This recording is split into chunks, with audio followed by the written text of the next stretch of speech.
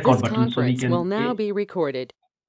Okay, we just want to record this session so that it's easier, so that your question and answers are included in this session as well. Yeah. Okay, sir. Yes. So good evening, Hasham and Ismail. Welcome to another session of strategic management level 7. Today is Friday, coming up to weekend in here, and I'm sure you're ready for the weekend in Pakistan as well. But hopefully, it's, some of you will be working. So today's session is session number 4 in the total of the sessions, which is going to be recorded on L04. Is that right? Yeah.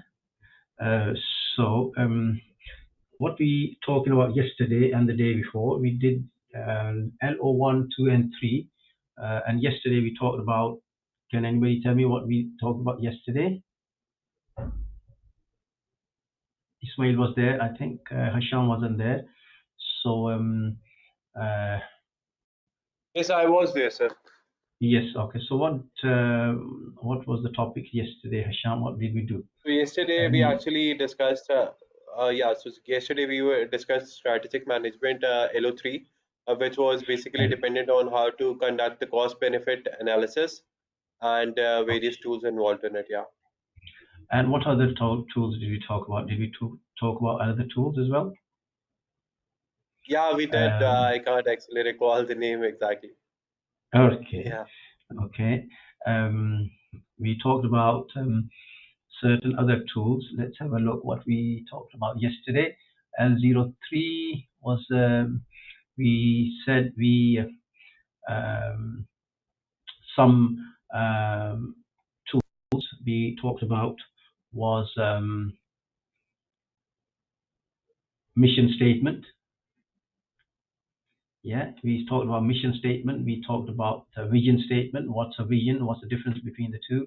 We talked about what are stakeholders, right? What are stakeholders? So can you remember anything about stakeholders? We talked about stakeholders, the type of stakeholders, what their influence on the organization, how they can affect the behavior of organizations. We looked at the stakeholder model, which is Monclow's model, right? Or Monclow's matrix. We talked about situation analysis. We talked about situational what if, in other words. We looked at the components of situational analysis. We looked at various developments, business development environments, and we looked at 5C situational analysis. Is that right? We also looked exactly, at the exactly that is something that we did. Okay, and I gave you an example of risk management, which is enclosed in your PowerPoint. Okay, and I asked you to look at some vision and missions of companies. So did you look one? Did you have a chance to look at the mission of a company or vision of a company? Mr. Ismail, I think. Not right now. Not right now, sir. Not right now. I'm No. looking forward to the weekend, and that's when I'll get Right. time to study. Okay, all right, that's fine. We also looked at the resource-based strategy, resource-based value, right? We looked at the resource-based, and we also, talked about VRIO, which is value, rarity, immutability, and organization. Is that right, Hasham? With a view to have a competitive advantage for our company. So we're making sure that our company stays competitive against our competitors. And we looked at also how to create an implementation plan and what's involved in it based on these models. So this is what we looked at yesterday. Is that right? Yeah. And I gave you some reading material as well. Okay. So that was yesterday, and so we looked. Coming on to today's session, we're going to look at the LO4 of strategic management, and mainly thing is organizational change, how to develop and implement an organizational change.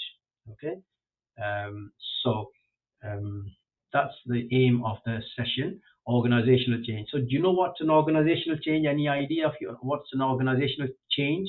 What do you understand by organizational change?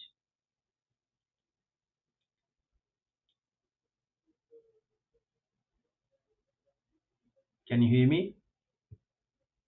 Yes, sir, I can hear you, but Ismail and Yes, sir, we can hear you. We can hear you. sir, can hear you. I All can hear right. you. Okay. There's just a little bit of noise in the Yes. background of mine, so I would prefer to keep my mic on mute.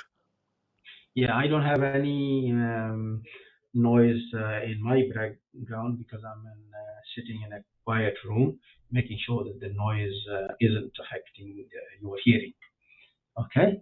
Uh, so going back to our discussion, going back to our thing. Okay, we just said, what do you think means by organizational change? Any idea what we know about organizational change? Or, have you heard of organizational change? You come Yes, sir, across we in have your heard of. study? Okay, can you Yeah. just tell me a little bit about what is an organizational change, if you don't mind me asking? So, so in order to define an organizational change as when a company or organization undergoes any change activity, it can be related to the personnel, it can be related to the vision, mission statement, or it can be like if the company undergoes some management changes. So these all will be incorporated under the heading of organizational changes. Right, okay, good. That's a good explanation. Organizational change. And Hasham, anything? Yes, sir. So organization change, sir, I think refers to when organizations adapt to any sort of change or become a learning organization. Good, good. Okay, so that's what an organizational change is, the change taking place within the organizational setting, right? So all the time we are learning, and so the organization, when it stops learning, then it doesn't really adopt to the new way of thinking, to the new way of learning. It doesn't learn anything, and when it stops learning, then of course it goes out of business, right? So the organizations must learn all the time as individuals do. So therefore, a learning organization is which changes to situation and analysis, which changes to situations inside and outside. Okay, so therefore, the organizational must adapt to the pest, in other words, pest analysis in external and internal. Is that right? Yeah, it must be changing all the time.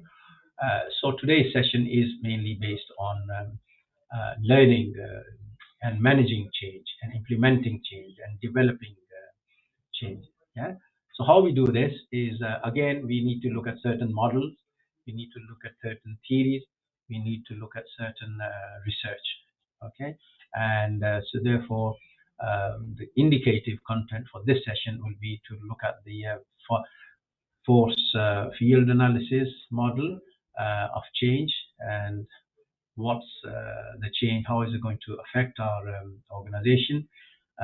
Change model like Kurt Lewin's model, change models like Kinsey's model, change model like Cotter's model. So basically, we're looking at organizational change, about three models, but most famous of these models is Kurt Lewin's change model, which is even valid up to today, even though they have been in inception from a long ago. That was quite old. Okay, so we need to look at these three models. So this is our basic aim of the lesson, is to look at these models.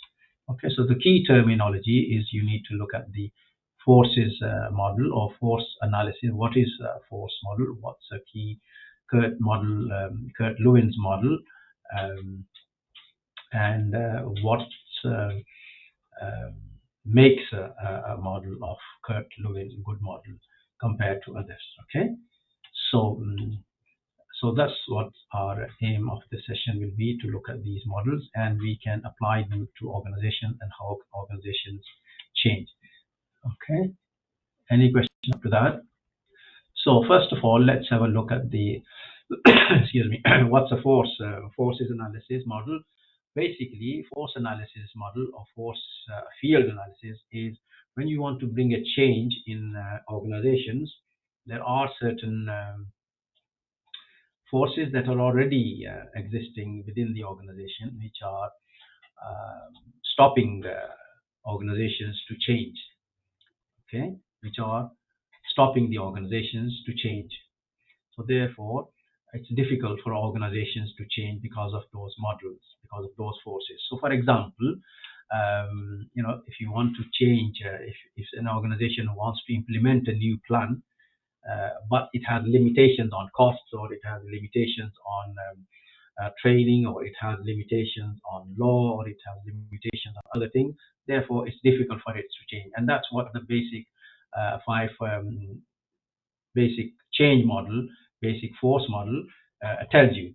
Okay, and then we plot that against a kind of a score. We give it a score to each of these factors, and how these factors are affecting those changes, and we total them up against the possible score, and whoever gets the larger score will say this change is going to be implemented, or the change is not going to be implemented.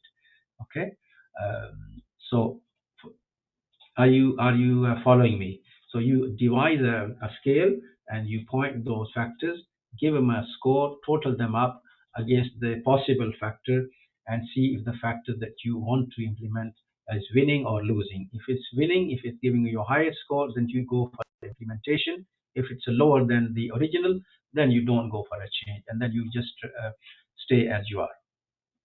Okay, example.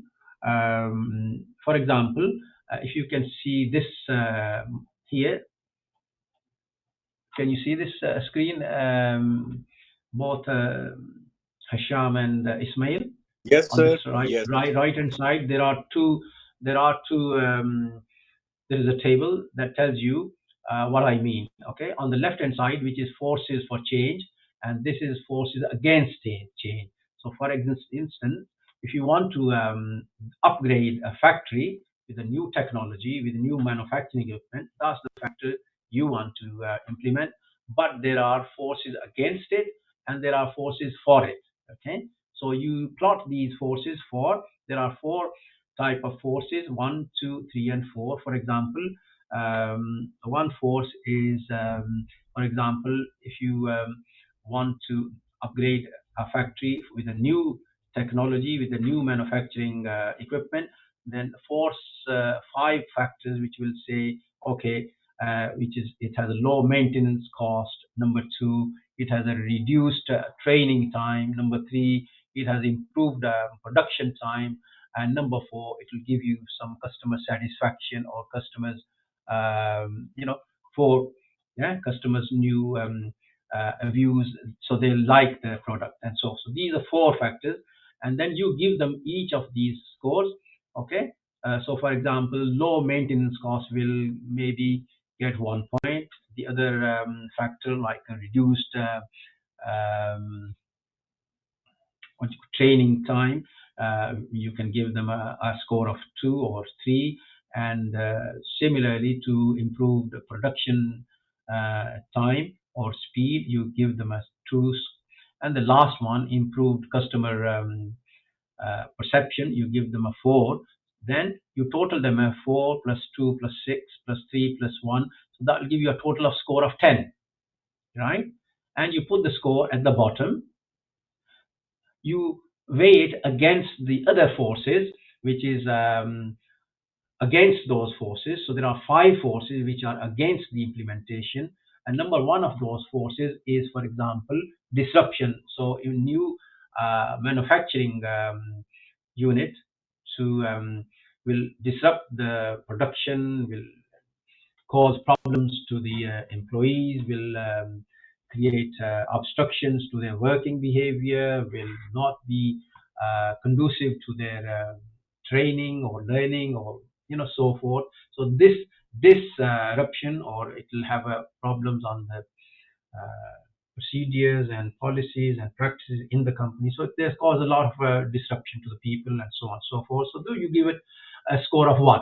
The second factor, which is a cost, because the company may be able to afford it, or if it can't afford it, you give it a score. Excuse me. Okay, so you give it a score, and this time you gave a score of 3.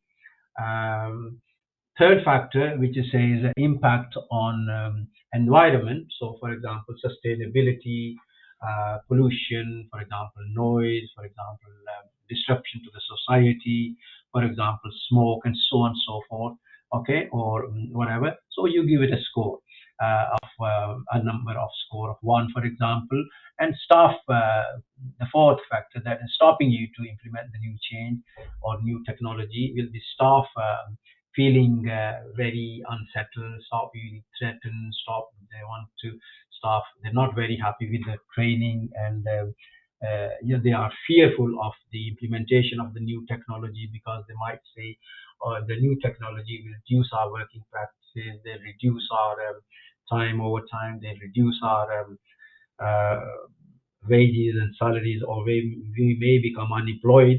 So this factor, you can give it a score of 3. And the last factor, which says loss of staff overtime, right? So yeah, as I said, this is connected with this. So these both factors, you give a number of 3. So once you gave them a score, you total them up. So first 2, 3, and 4, and 5. So the total is 4, and 4 is 12. No, sorry, 3 and 3 is 9, plus 3 is 9. And then you got another score of 1 and 1. So that will total how much? 3 plus 3 plus 3 is 9, plus 10 and plus 11. So that's total gives you 11, right? Against your force for change. So people who want change, they scored up to 10. People who don't want change, they scored up to 11. So would you go for a change?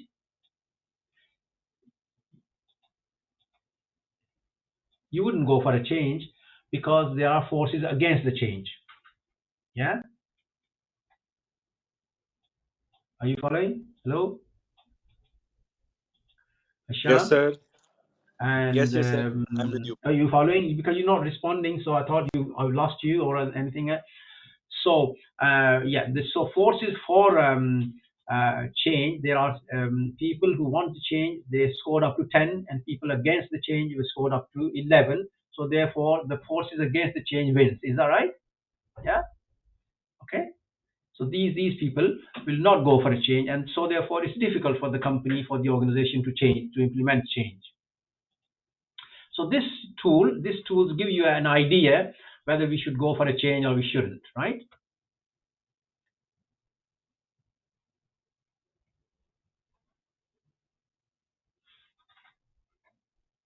Hello? Yes, sir. Okay, is Got it. only Hisham?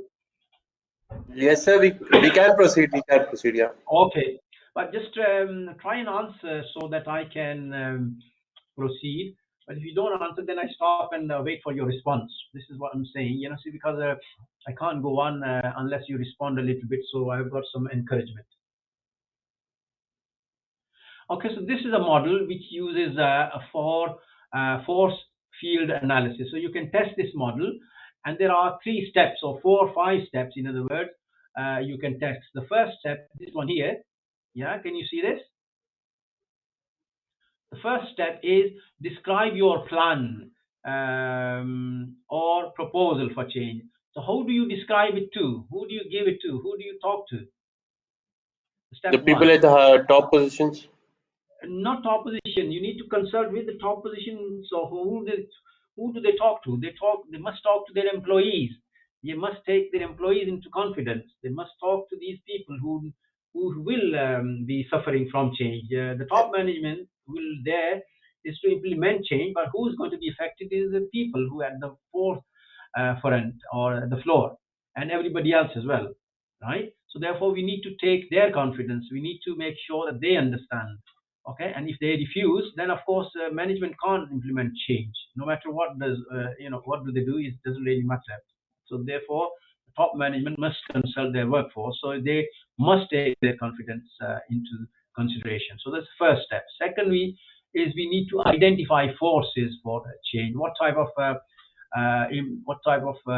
factors implementing change? Why do we need change? What factors are forcing us to change? Is it internal factors or external factors? Is it the government led? Is it the taxation? Is it the economy? Is it the employees? Is it what is happening outside? The third step is to look at the identify the forces that against those behaviors that are working against us. Okay, so one's forces for change, and one's the forces that are against change. These type of forces that are against change. These are the forces for change, and this is the change that we need. So there are three things. This is the change that we need. This is the forces against the change. This is the forces for the change. So therefore, and this is number one is people. This is the people who are going to be affected by the change. And then the fourth step is we need to assign scores to these changes. And then the last step is we total them up, total the score up and apply them and analyze them. And if we want to go for a change, then implement the change. Otherwise, if the score is not conducive, if the score is not positive, if the score is underscored, then we can't change. Okay. So this model, this is a model, force field analysis model, is arithmetical or mathematical, or it just gives us a score of a change. All right. How can we apply this? We can apply this for force model according to the theorist, which is called Kurt Lewin. He was a theorist. He was a social scientist. He was also a physicist who tried to implement these changes in organization. And he said that first, there are three steps. He said the model that he is implementing, it should be implemented in, firstly, we must unfreeze people's behavior. We must tell them to switch off from their previous behavior. Okay, we must start afresh. In other words, we just forget what our practices were, what our procedures were, what our training was. We must forget the organizational forces for and against. We must start afresh, right? So the first thing is the organization must prepare people to switch off from their previous practices, right? Because we need to start fresh. Secondly, he said, okay, secondly is he said once the change, okay, is going to be introduced, we need to prepare people to accept this change, to accept the change. So therefore, they reduce the restraint. They are less prone to resistance. They'll accept the change as it when it comes because they have switched off from their previous practice. Now they are ready to accept this new change. Okay, once they accept, the third stage is to say once they accept the change, you can implement this change and put it into practice, and then people can start to refreeze. Okay, so they can freeze this current practice and move forward to for the next practice. So there are three stages he proposed. Okay, so the first thing he said, unfreeze, then make sure that you increase the drivers and reduce the strains, and make sure that you are enable the change or introduce the change, and then refreeze the third stage. Okay, and he explained this is very useful way of introducing change into the organization. That was the Kurt Lewin's model. Okay, any question on Kurt Lewin's model? Okay, anything? Are we okay? Yes, Hello? sir. Yes, Okay, sir. thank We are you. okay. So we are we're saying what we're saying is the Kurt Lewin says freeze, unfreeze, and freeze, or freeze and unfreeze and refreeze. Okay, so there are three steps that he proposed. Quite we will look at this Kurt Lewin's model in a little bit detail. So what he said was this one here: unfreeze, change, and refreeze. Okay, what we mean by unfreeze is you switch off, you forget the old practices, you forget the problems in the past, you go forward, you switch, you unfreeze your current issues, problems, determinant, what you've gone in the past, just unfreeze it, okay? Make sure that you have support from the leadership. Make sure that you need a new change. Make sure that you manage the change. Make sure that you are conversant with this change. Okay. Second stage, he says, okay, when we said the unfreezing bit and move into the new change, and he says communicate. The management should communicate this change to the people, to the workers, to the workforce, so because they are going to be implemented, and you tell them, you talk to them, you consult them, you communicate them, okay? So therefore they are ready to accept change, okay? Yes, so this is what we are here changing, okay? Now because these people, you have consulted with these people, they are ready to accept change. They are in a transition of change. They are moving forward. They want to accept the practice. You can implement change very quickly. You can implement change very smoothly. You can implement the change without any problem because people are accepting that change. Okay. So this because you have already educated them, communicated, supported, and you've given them time to think about it. Therefore, they are ready to accept change, and it's a very easy process for them to switch over. Okay. Then this refreeze model, it says Lewis called this the final stage because people will refreeze to the new practice. Okay, they are very become comfortable with the new practice. They stabilize, they solidify, they reinforce. They are accepting the change. They have, they have offered their support. They've accepted the change. So therefore, they have frozen to the new norms, to the new status quo.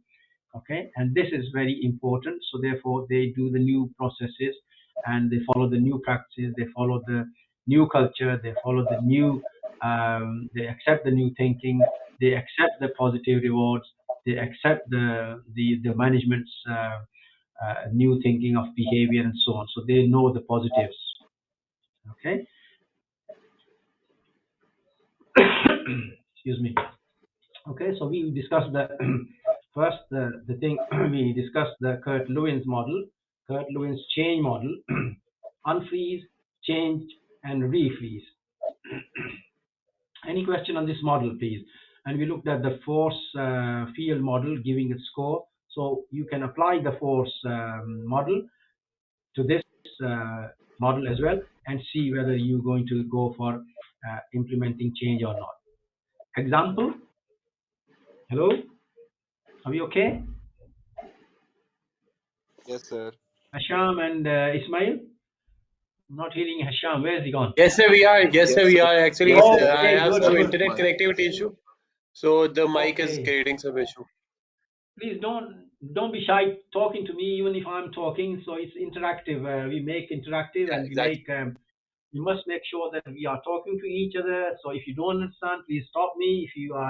If you're not happy, just indicate or write a message so I can get to know you more and more all the time. Sure, sir.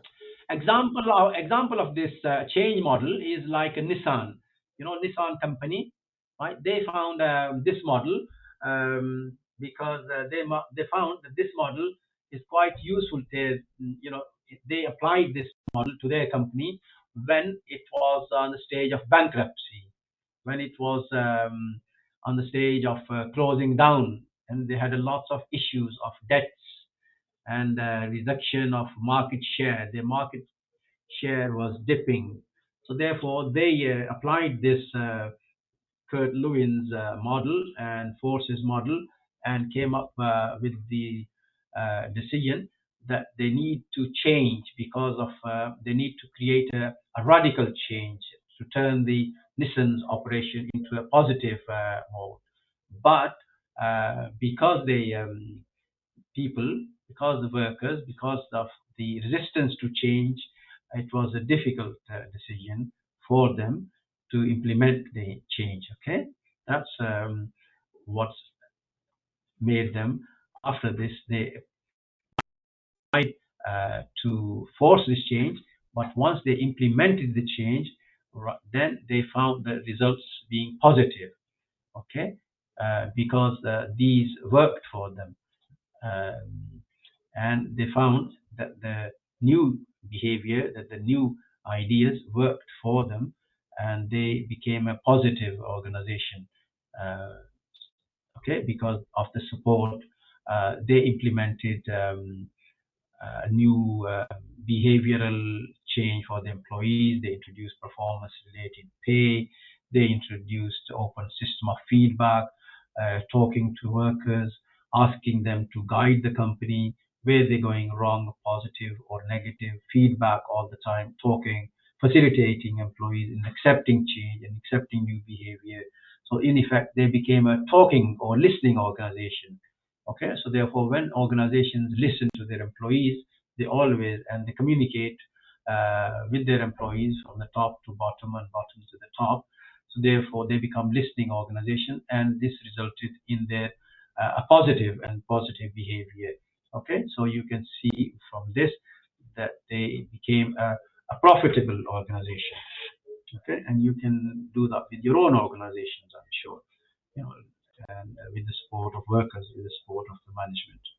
Okay, so that was about Kurt Lewin's model. Okay, another model, organizational model, and there are not only two or three models, there are lots of other models of implementing organizational change, which is very,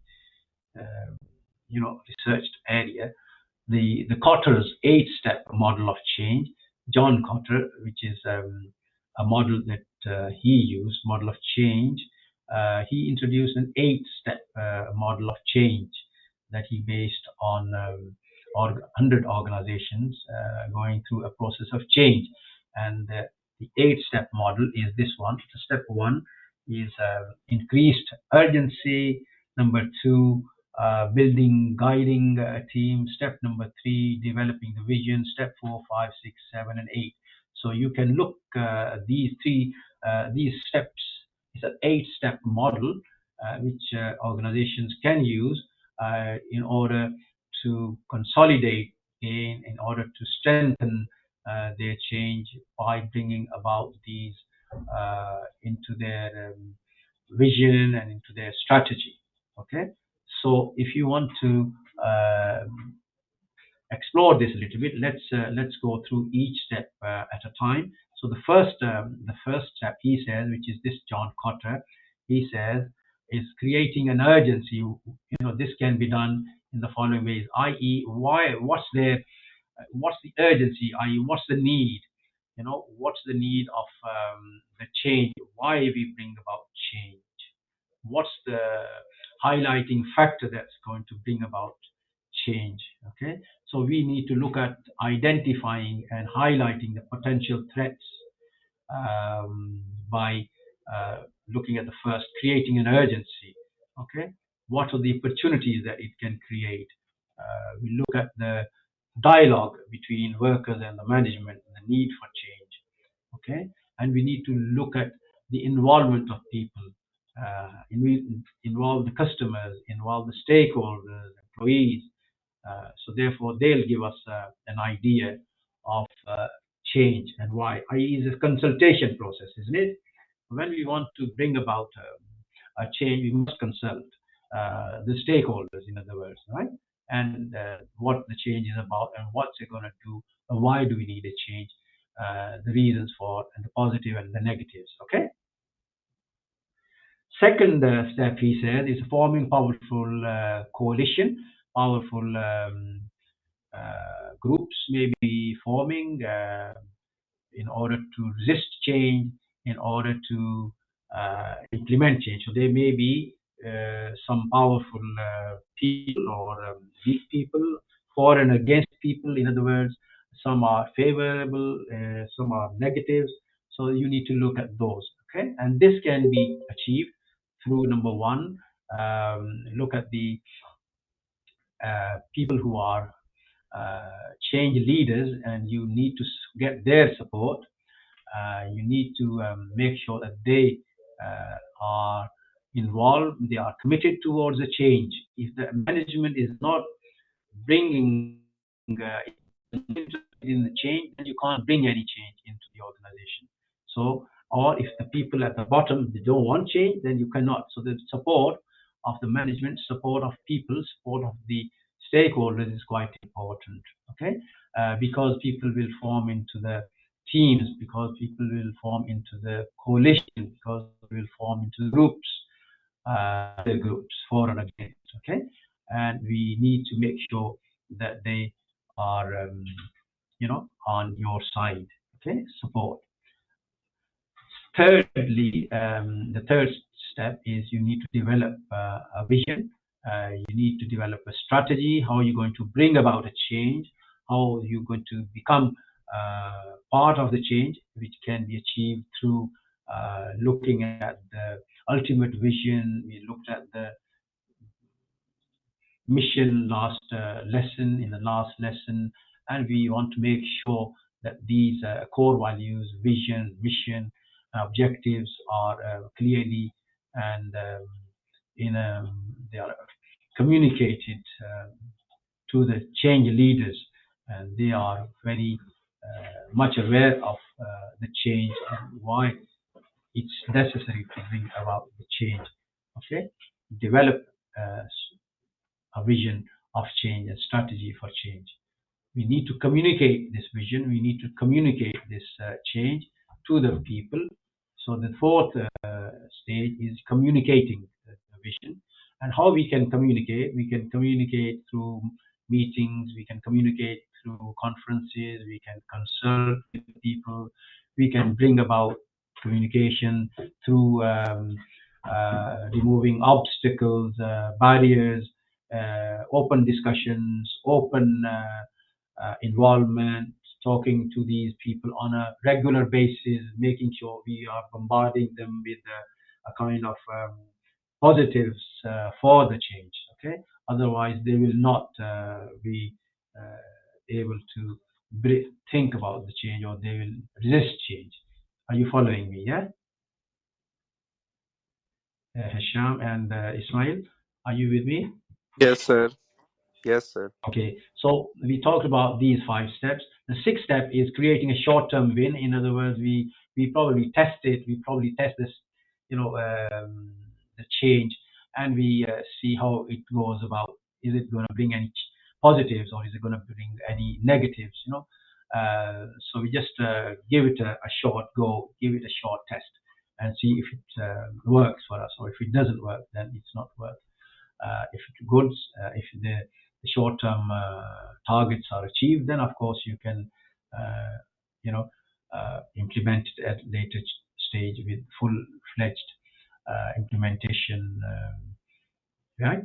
So therefore we can test, and if it works, we can reward people who are involved with it, and make sure that they get positive feedback and so on.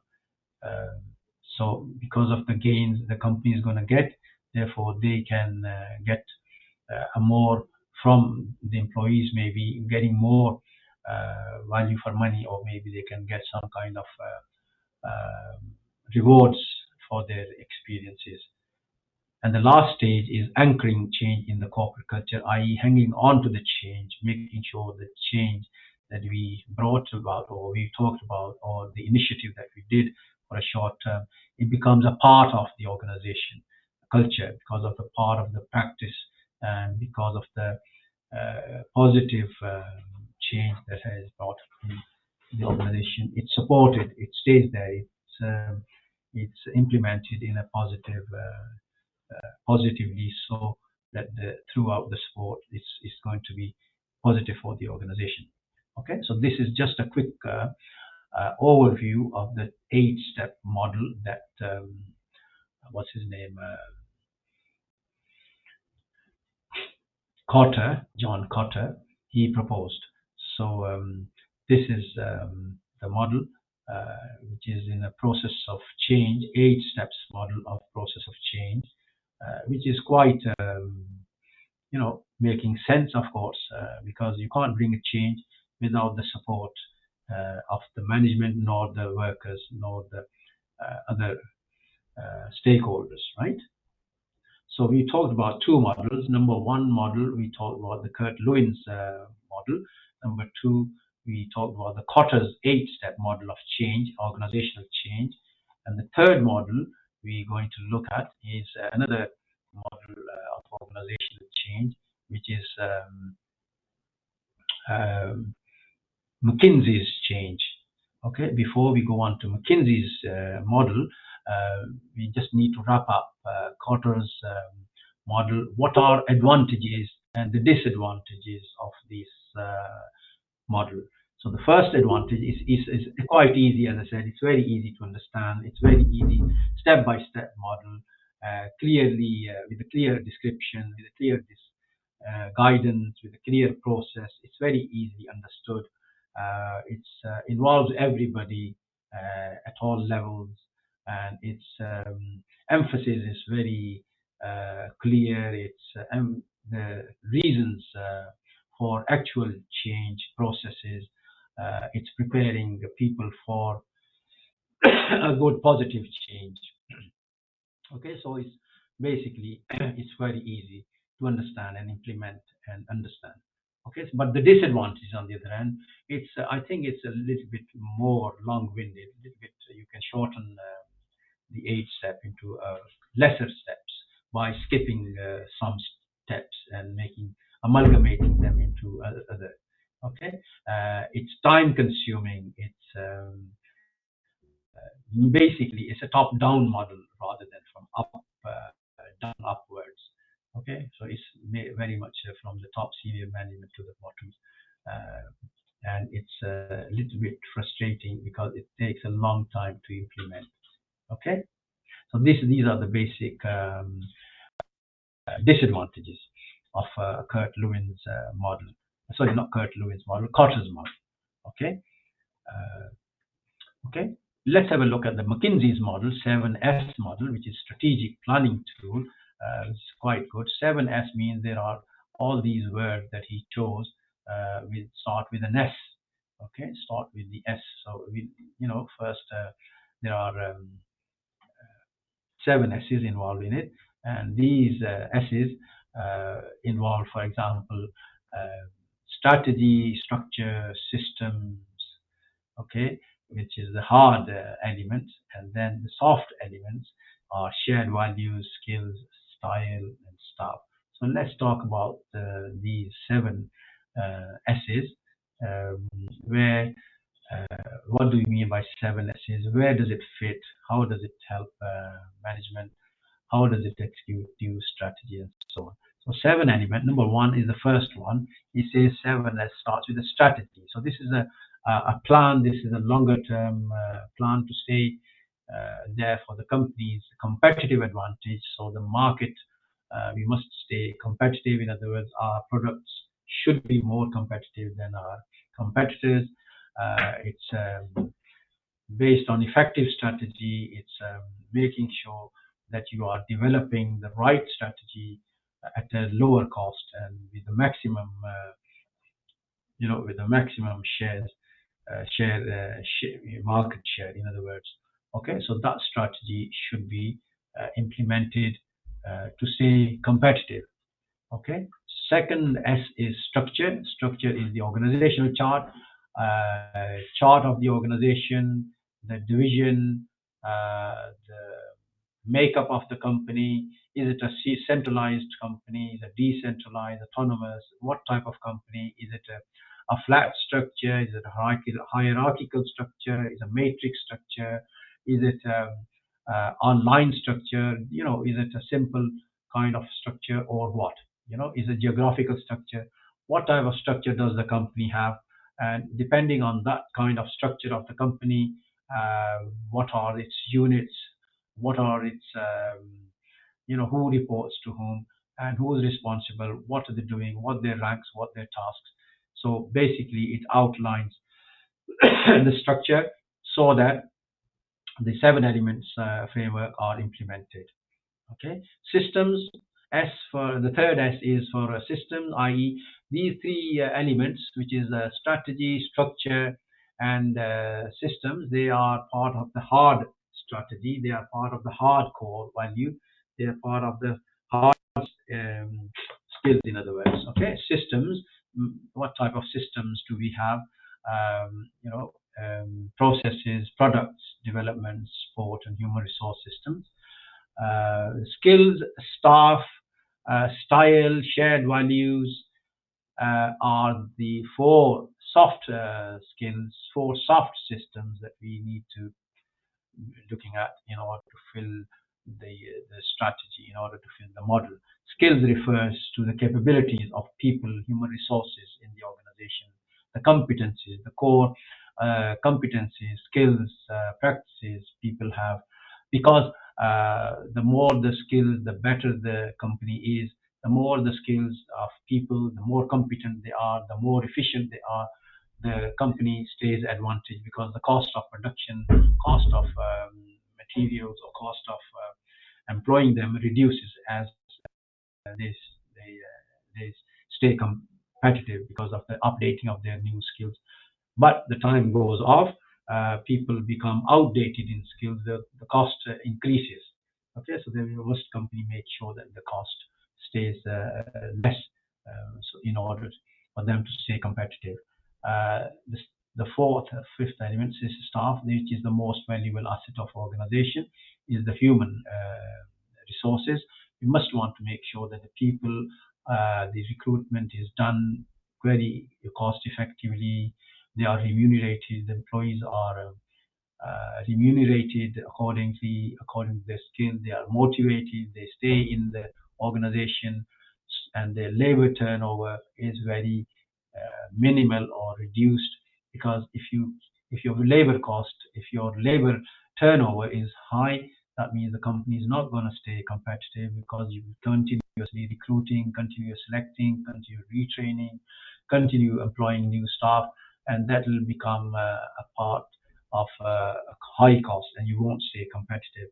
So the better the people, the longer they stay, they become more efficient in processes, and they become less costly.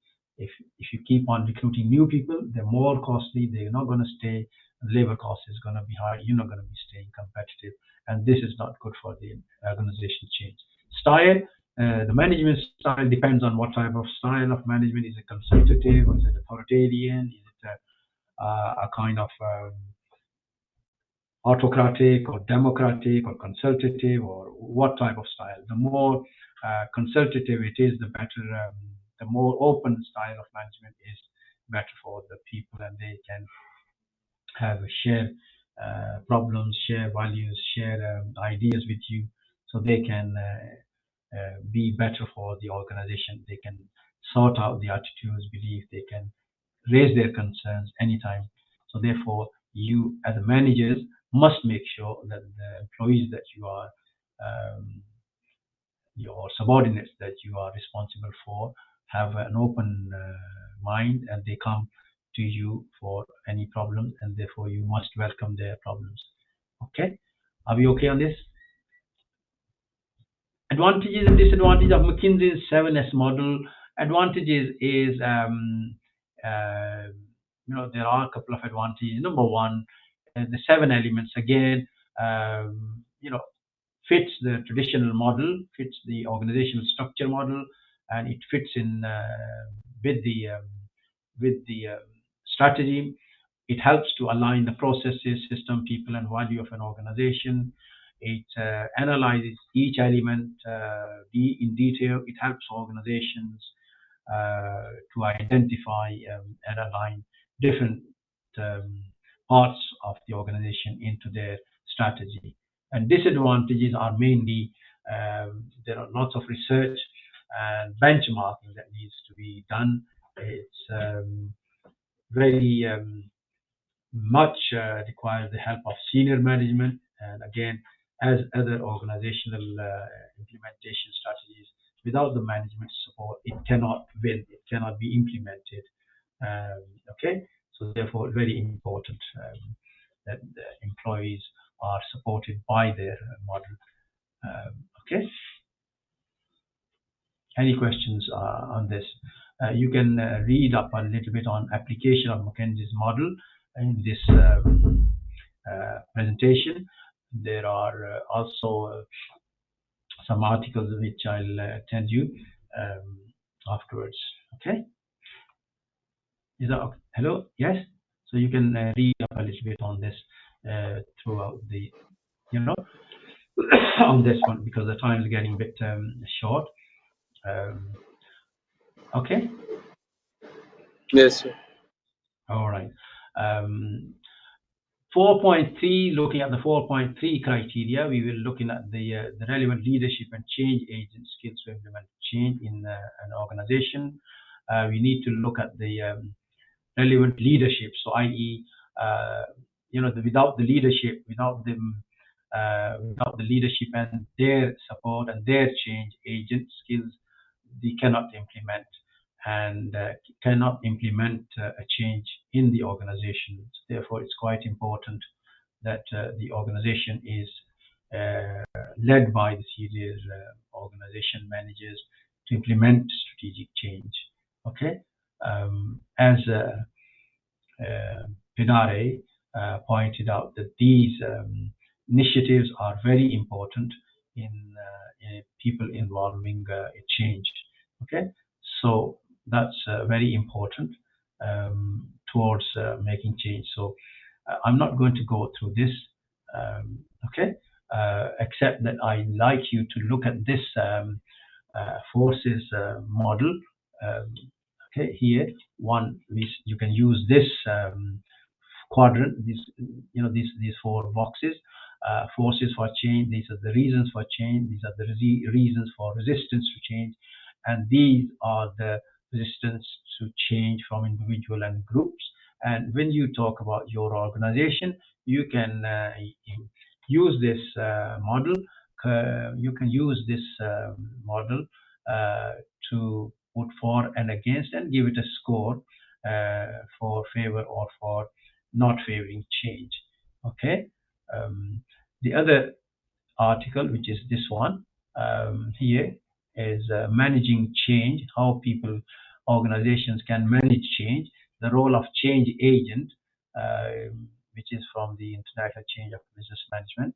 Okay, this organizational change, talks about how larger organizations and smaller organizations bring about a change, and then what type of skills they need, and how the change agents can help bring about this change. Okay, so this is a change agent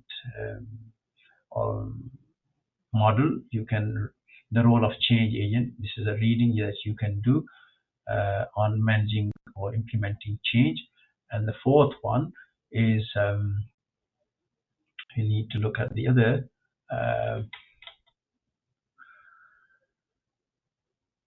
Yeah, this is the template. Yeah, that's all this is all I have on this change.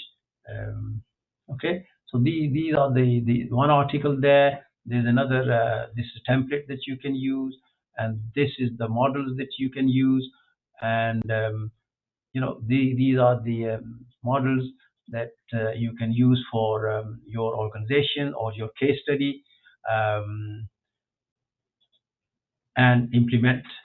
The main idea is why the change is necessary, why the change isn't necessary, who brings about the change, who are the parties to the change, who do the change affect, and why is the change need to be done.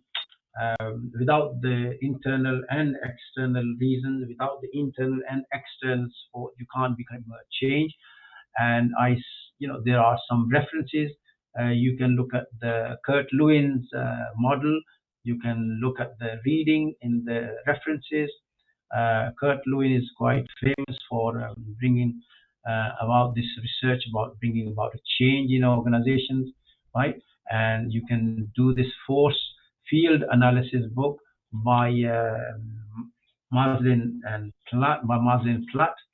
But there's another reading by Thomas, force field analysis.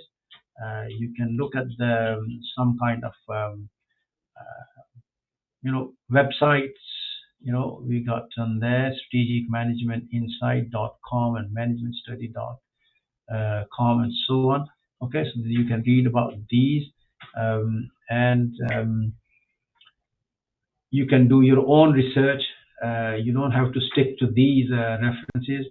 Any book on organizational change, any book on human resources, particularly on learning organizations, particularly on HRM or business admin, bringing about an organizational change, the need for, you can refer.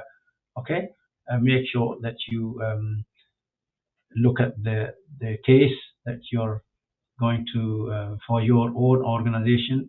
Yeah, and then you study according to the need of the um, learning objective or learning outcome number 4, be able to develop and implement a change and the reasons for. So what this lesson or what this brief presentation today we've done was to look at the reasons for implementing a strategic organizational change, the reasons. So we said that bringing about change is quite important because the organization is affected by internal and external reasons,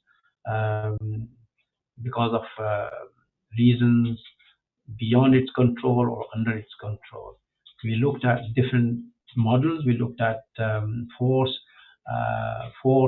field model, using the Lewin's model, using the Cotter's model, using the McKinsey's analysis 7, and we looked at the reasons for bringing about a change and who can support change and why the reasons for change. And without the support of change, you cannot stay competitive.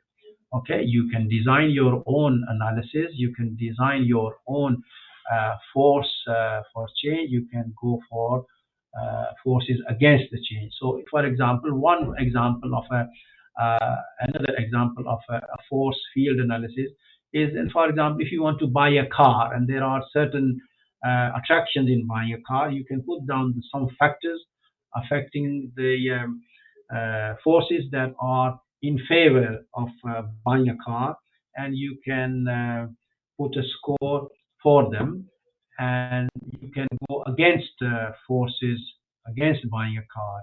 So, for example, interest rates is too expensive, you can't meet house payment, you have to pay for children's fees, you have to invest in a insurance policy. These might be the factors that are preventing you buying a car. Why do you want to buy a car? Is because it's a new model. It'll cost you less to use. It will cost you less in maintenance costs. It's a faster speed. It gets you quicker to the work, and so on. Okay, so you can put up a score against, for and against, and make sure that you tot up the totals and see if the buying a new car is in favor or if it's not in favor. If your score is higher than against it, then of course you buy it. Otherwise, if the other way around, then you don't buy it. Okay, so what I have done, or what I've done, is I hope that I have made the topic a little bit understanding for you. But I mean, if there are any issues, if there are any problems or concerns that you are not sure about, please ask.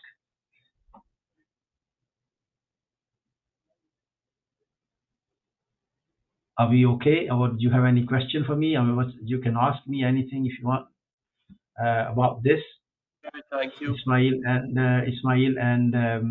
Hasham, are you both with me? And the Larabe, she started a bit late, I think. She came late. She joined us late. And is she listening?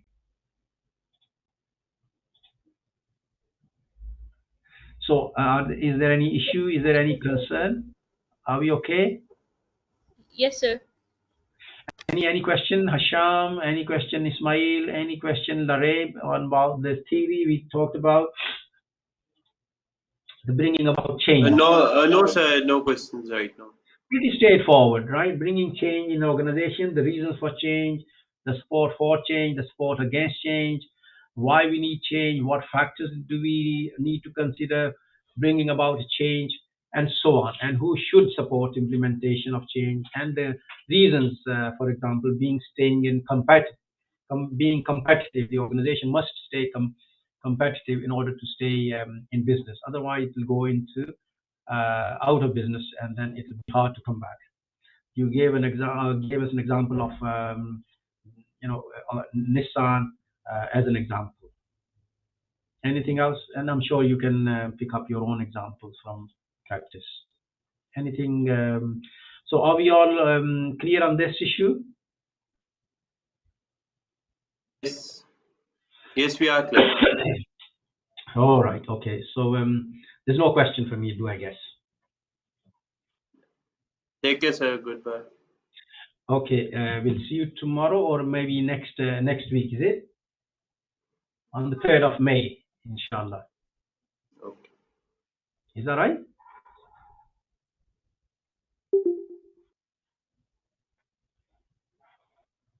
Are you there? Okay. We'll see you next week. Okay, sir. Thank you, Larry. Are you joining late? Yes, sir. I joined late. I was basically traveling. Okay. Okay. So so where are you traveling to, or are you traveling from? I was traveling from office. Okay. Okay. And now you're gonna go back, or you're gonna go home, or what's the plan? Yeah, I reached home. Okay, right. Thank you very much for joining, and we'll speak to you next week, inshallah. In the meantime, keep yourself safe, and goodbye for now. Thank you, sir. Goodbye. Thank Take care. you. Bye bye. Bye bye.